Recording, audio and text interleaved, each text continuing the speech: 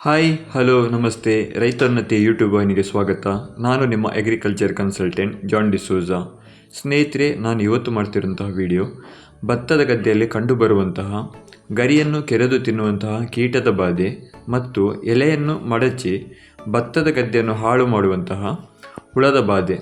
ಸಾಮಾನ್ಯವಾಗಿ ಕರಾವಳಿ ಭಾಗದ ಭತ್ತದ ಕೃಷಿಕರು ಅನುಭವಿಸುತ್ತಿರುವಂತಹ ಅತಿ ದೊಡ್ಡ ಸಮಸ್ಯೆ ಏನಂತ ಹೇಳಿದರೆ, ಇಡೀ ಭತ್ತದ ಗದ್ದೆ ಕೆರೆದುಕೊಂಡು ಗರಿಗಳೆಲ್ಲ ಬಿಳಿ ಬಿಳಿ ಬಣ್ಣದಲ್ಲಿ ಕಂಡುಬರುತ್ತದೆ.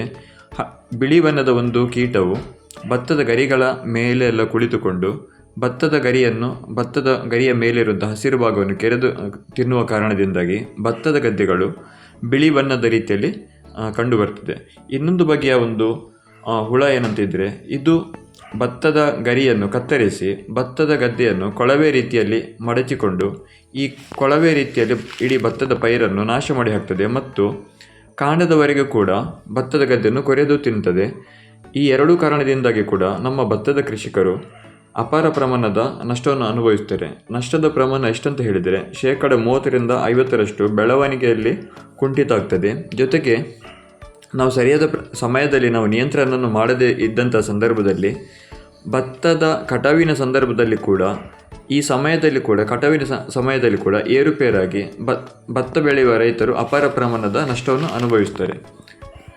ಇದಕ್ಕೆ ಮುಖ್ಯ ಕಾರಣ ಏನಂತ ಹೇಳಿದರೆ, ನಮ್ಮ ಹಿಂದಿನ ಬೆಳೆಯ ಅವಧಿಯಲ್ಲೇ ಇರುವಂತಹ ಕೀಟಗಳು ಈ ಬೆಳೆಯ ಅವಧಿಯಲ್ಲಿ ಕೂಡ ಇನ್ನೊಮ್ಮೆ ಕಾಣಿಸಿಕೊಂಡು ನಮ್ಮ ಭತ್ತದ ಪೈರನ್ನು ನಾಶ ಮಾಡಲಿಕ್ಕೆ ಒಂದು ಕಾರಣವಾಗಿರ್ತದೆ.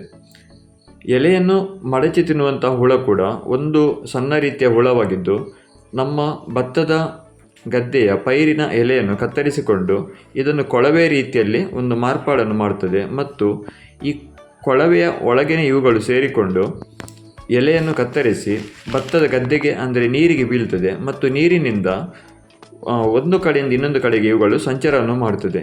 ಈ ವಿಡಿಯೋದಲ್ಲಿ ನೀವು ಗಮನಿಸಿ, ಒಂದು ಸಣ್ಣ ಹುಳ ಭತ್ತದ ಗರಿಯನ್ನು ಕೊಳವೆ ರೀತಿಯಲ್ಲಿ ಕತ್ತರಿಸಿಕೊಂಡು ಈ ಥರ ಇರ್ತದೆ, ಅಂದರೆ ಇದನ್ನು ಕೊಳವೆ ರೀತಿಯಲ್ಲಿ ಮಾಡ್ತದೆ. ಜೊತೆಗೆ ನೀರಿನಲ್ಲಿ ಕೊಳವೆ ರೀತಿಯಲ್ಲಿ ಮಾಡಿದ ನಂತರ ನೀರಿನಲ್ಲಿ ಒಂದು ಗಿಡದಿಂದ ಇನ್ನೊಂದು ಗಿಡಕ್ಕೆ ಇವುಗಳು ಪ್ರಯಾಣವನ್ನು ಬೆಳೆಸ್ತದೆ. ಈ ರೀತಿಯಾಗಿ ಇಡೀ ಭತ್ತದ ಗದ್ದೆಗೆ ಇವುಗಳು ಸಂಪೂರ್ಣವಾಗಿ ಹರಡಿಕೊಂಡು ಇಡೀ ಭತ್ತದ ಗದ್ದೆಯನ್ನೇ ನಾಶ ಮಾಡಿ ಹಾಕ್ತದೆ.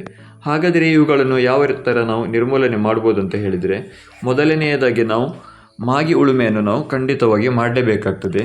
ಎರಡನೆಯದಾಗಿ ನಾವು ಭತ್ತದ ಗದ್ದೆಯ ಬದುಗಳ ಸ್ವಚ್ಛತೆಯನ್ನು ಮಾಡಬೇಕು. ಈ ಕೀಟಗಳು ಮೊದಲೇ ನಮ್ಮ ಭತ್ತದ ಬದುವಿನಲ್ಲಿ ಇರುವಂತಹ ಕಳೆಯ ಗಿಡಗಳ ಮೇಲೆ ಹುಟ್ಟಿರ್ತದೆ. ಅಂದರೆ ಹುಲ್ಲಿನ ಮೇಲೆ ಇವುಗಳೆಲ್ಲ ಜೀವನ ಚಕ್ರ ಆರಂಭವಾಗಿರ್ತದೆ. ನಂತರ ಇವುಗಳು ಬದುಗಳ ಬದಿಯಲ್ಲಿರುವ ಭತ್ತದ ಪೈರಿನ ಮೇಲೆ ಮೊದಲು ದಾಳಿ ಮಾಡ್ತದೆ. ನಂತರ ಒಂದು ಗಿಡದಿಂದ ಇನ್ನೊಂದು ಗಿಡಕ್ಕೆ ಇವುಗಳು ಆರಾಮವಾಗಿ ಪ್ರಯಾಣವನ್ನು ಮಾಡಿ ಇವುಗಳು ಇಡೀ ಭತ್ತದ ಗದ್ದೆಯನ್ನೇ ನಿರ್ನಾಮ ಮಾಡ್ತದೆ. ಯಾವ ಥರ ನಾವು ನಿಯಂತ್ರಣ ಮಾಡ್ಬೋದು ಅಂತ ಹೇಳಿದರೆ, ಸಾಮಾನ್ಯವಾಗಿ ನಾವು ಕಹಿಬೇವಿನ ಎಣ್ಣೆಯನ್ನು ನಾವು ಇಡೀ ಭತ್ತದ ಗದ್ದೆಗೆ ನಾವು ಸ್ಪ್ರೇ ಮಾಡಿದರೆ ಈ ಮೂಲಕ ಕೂಡ ನಾವು ನಿಯಂತ್ರಣ ಮಾಡ್ಬೋದು. ಆದರೆ ವಿಪರೀತ ಪ್ರಮಾಣದ ಮಳೆ ಇರುವ ಕಾರಣ ನಮಗೆ ಕಹಿಬೇವಿನ ಎಣ್ಣೆಯಿಂದ ನಿರ್ಮೂಲನೆ ಸ್ವಲ್ಪ ಅಸಾಧ್ಯ ಅಂತ ಹೇಳ್ಬೋದು. ಹಾಗಾದರೆ ರಾಸಾಯನಿಕವನ್ನು ಯಾವುದೆಲ್ಲ ಬಳಸಬಹುದು ಅಂತ ಹೇಳಿದರೆ, ಕಾರ್ಬೋಪ್ಯೂರನ್, ನಾವು ಸಾಮಾನ್ಯವಾಗಿ ಪೆರೋಡನ್ ಅಂತ ಹೇಳ್ತೇವೆ.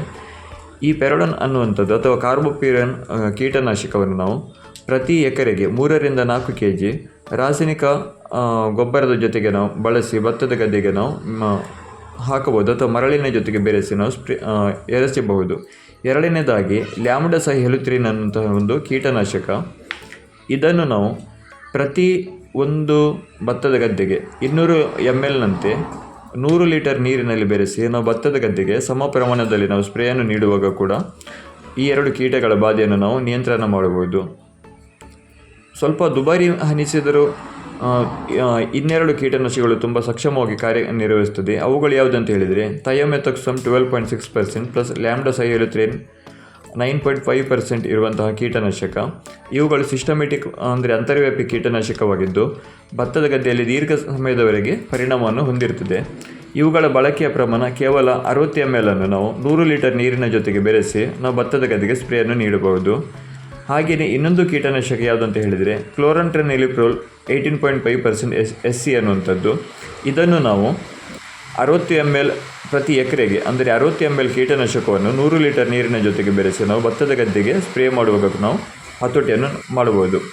ನಾವು ಸರಿಯಾದ ಸಮಯದಲ್ಲಿ ಸರಿಯಾದ ಕೀಟನಾಶಕವನ್ನು ನಾವು ಶಿಫಾರಸ್ಸಿನ ಮೇರೆಗೆ ಬಳಸಿದರೆ ನಾವು ಈ ಕೀಟವನ್ನು ಬೆಳವಣಿಗೆ ಅವಧಿಯ ಮೊದಲೇ ನಾವು ಇವುಗಳನ್ನು ಹತೋಟಿಯಲ್ಲಿ ಮಾಡಬಹುದು ಮತ್ತು ದೀರ್ಘಕಾಲದವರೆಗೆ ನಮ್ಮ ಭತ್ತದ ಗದ್ದೆಯಲ್ಲಿ ಕೀಟಗಳು ಬಾರದ ರೀತಿಯಲ್ಲಿ ಕೂಡ ನಾವು ಇವುಗಳನ್ನು ಕಂಟ್ರೋಲ್ ಮಾಡಬಹುದು. ಈ ಎಲ್ಲ ಕೀಟನಾಶಕಗಳು ನಮ್ಮ ಸಂಸ್ಥೆಯಲ್ಲಿ ಲಭ್ಯವಿದೆ.